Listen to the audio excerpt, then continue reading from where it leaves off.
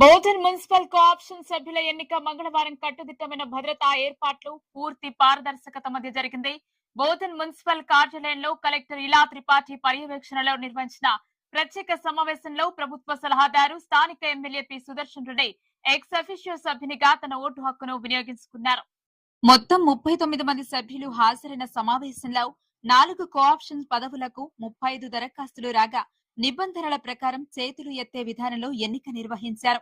ఎన్నిక ప్రక్రియ అనంతరం 12 మంది ఎంఐఎం కౌన్సిలర్లు బహిష్కరణ ప్రకటించి సమావేశం నుంచి వెళ్లిపోయారు. మెజారిటీ సభ్యుల మద్దతుతో దండు సంగ్రామ్, మాసుల లక్ష్మి, మహమ్మద్ ఇమ్రాన్, రఫియా బేగంలు కోఆప్షన్ సభ్యులుగా ఎన్నికైనట్లు ప్రిసైడింగ్ ఆఫీసర్ జాదవ్ కృష్ణ ప్రకటించారు.